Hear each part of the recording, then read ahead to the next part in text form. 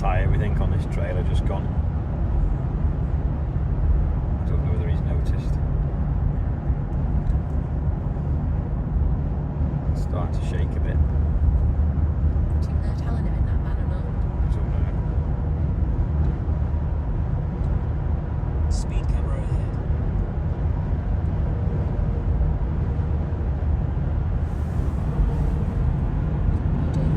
There's nowhere to stop, is there? Yeah, he's pulling in. Oh. At least he's got somewhere to stop. Back from the British Farming Awards in Birmingham. Pick these up on the way back. So Chris and Danny got them for me. They go on the top of the street lights, and they're good because they've got well, I'll show you. You can either screw these in, or some of them got bolts on to clamp it to the post so you can spin them and adjust them. That'll make it a lot easier for putting the lights up. So I'm going to see what the lads have got up to while I've been gone for the last couple of days. I have to be quick because I'm doing GB News in 20 minutes about what the MP was saying this morning. So I'll probably show you the interview. It'll just make a bit more sense, give you a bit more detail perhaps of what happened this morning on Farming Today. Now let's move on to another story then. This will come as something of a hammer blow to British farmers because they've been fighting Labour's inheritance tax policy since the beginning. But news in today, there'll be now no U-turn on the government's plans, and that's according to the Farming Minister. Dame Angela Eagle says that the planned changes will go ahead in next month's budget as planned, in spite of reports to the contrary. I'm joined now by a man who's been very, very vocal on this issue since the very beginning. Of course, that is Olly Harrison, who describes himself as a farmer and an accidental YouTuber. Olly, a pleasure to see you as ever. Last Friday, a week ago today, I had your buddy, your colleague, Martin Williams on the show. There seemed to be a scintilla of hope that the government might rethink this strategy and taper it down. The news today seems to be that hope has been snatched away.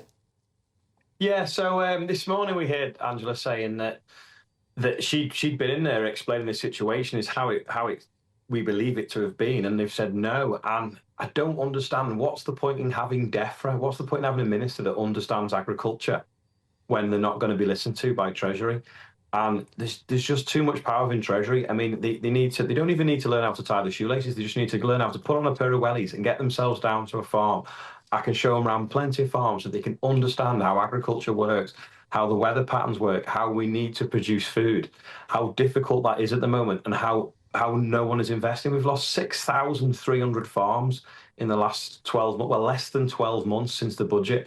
I mean, how long can that carry on for? We've just heard Bev talking about, missiles and Russia and Ukraine. What we need domestic food security.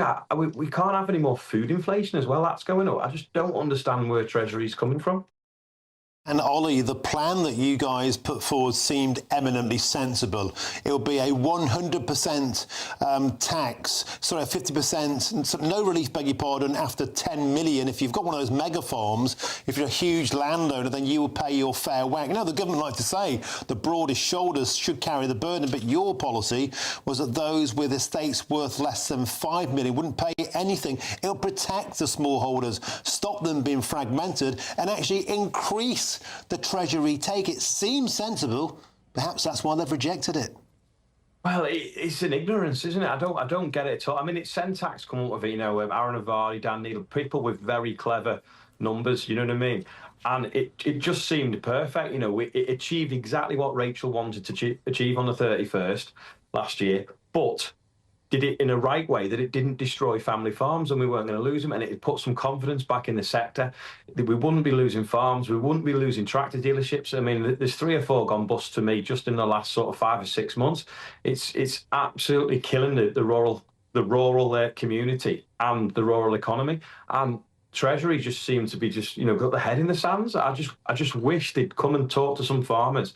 You've got 2 ears for a reason. I think that's the point since the start, though. There was a similar sort of tin-eared attitude towards British pensioners, don't seem to understand the realities of being a pensioner or a farmer. Olly Harrison, I've asked you this so many times over these months and now years. You're never going to give up, but this is a huge setback for the farming community. Are we going to see a return of the tractor boys rolling into Westminster? Most definitely. I mean, you know, at the end of the day, we've got to stop them killing pensioners, which is what's happening at the moment. You know, there's so many pensioners now, you know, with a farm that are getting near that deadline in April, and they're thinking, I'm not wasting my lifetime for it to be taken away from my children. You know, and it's such a sad thing that we can't take them out the eye of the storm just by some simple policy or simple amendments. We're not asking for a U-turn. We're asking for a conversation and some sensible solutions. But you know, I've said last year that we weren't going to go full French, but people are getting so angry now. If there isn't some sort of amendment within the next few months, I mean, I think we're going to be in for a winter of discontent, if I'm honest. Okay, I guess the government would say they need some money somehow, but the point about the proposal that you put forward is that the Treasury would get more money because the big landholders, they would pay their fair share. It'd be a tapered tax onto the richest, and that seems like a sensible policy. The point we're trying to make here, the government would still get more money under your plan. Yeah. I mean, it's not my plan. I'm not clever enough to come up with it entirely. But no, that was exactly it. That for them to reject it is what is their reasoning? You know, they want to generate income. Why will they not adopt this policy that can give them actually more? And it can protect probably 80% of farms. I mean, I know this morning Angela said, "Oh, you know, we're giving this and we're doing that." Well, she talked about it's not going to affect 80% of farms. That is wrong. We know that's wrong. That was proved wrong within 24 hours of the budget last year. You know, Jeremy Moody in his figures has said, look, you've got it wrong. Everyone else has. DEFRA itself said it. But for some reason, we've just got this Treasury with the door locked, the fingers in their ears, just not listening, thinking, you know, I'll be honest, it's pig-headedness. They're pretending that they know best and actually have no idea how agriculture works and quite a lot of family businesses. Okay, Olly Harrison, thanks for joining us on the show. It's not the best of days for you, but I know the spirit of you boys, you'll be licking your wounds overnight and then you'll be digging in and coming back over the horizon stronger and better. Olly Harrison, thanks for joining us today on the show. Pleasure. Go have a quick look at what Andrew was doing yesterday. I'm just going to show you this here. Linseed in flower, some going into buds there. We've got the buckwheat, the buckwheats there, gone to seed. We've got the mustard seeded, lots of things in here, and sunflowers there. But you wouldn't believe, I mean, ignore the tram line, because that's the tram line, but you wouldn't believe that a drill had gone through this yesterday, would you? And put some wheat down there underneath. So the plan is, fingers crossed, once winter sets in, all this kind of stuff will die off, go flat to the floor, frost will kill it, and the wheat will just spring up, and we'll have some nice green wheat in the spring, is the plan. So let's see. Keep an eye on it in a few weeks and see what happens. Well, a few months. There's a little bit of volunteer OSR in there, which is good, because that means the slugs can munch on that rather than the wheat seed. Because normally at this time of year, we'd probably, if we could, if it wasn't forecasting loads of rain, we'd roll it to keep the ground a bit tighter to stop the slugs eating things. But yeah, fingers crossed that the wheat will take really well, because that's the first week, because that was OSR last year. But it's a long time till August when we're combining it.